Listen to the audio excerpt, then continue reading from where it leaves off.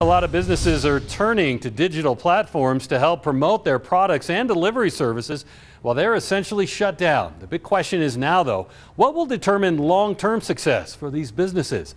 News 5's Jessica Barreto spoke with an expert on how local businesses can continue to sustain themselves during this pandemic and beyond. Jessica?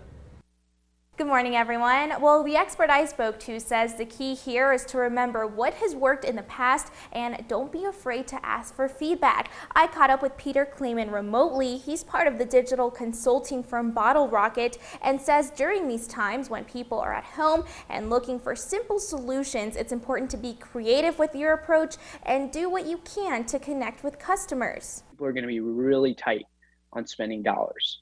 So where they spend those dollars, how they spend those dollars, you have to have a strong value play.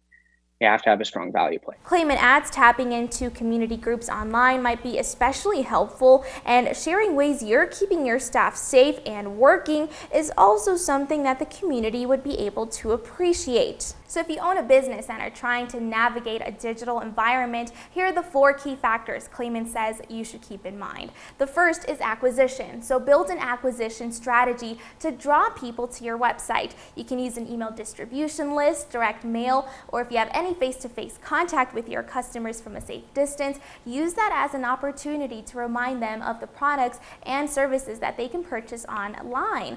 Next is conversion. So you drew them to your website, but how will you actually want to make them buy something? This is where Kleeman says accepting multiple forms of payment could be handy so that it's a really easy process for the customer.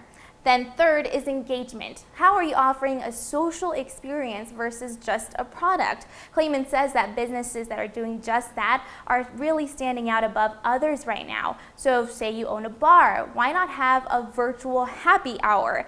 Kleeman says that these businesses are what people are looking for right now just because of the limited social contact that we all have.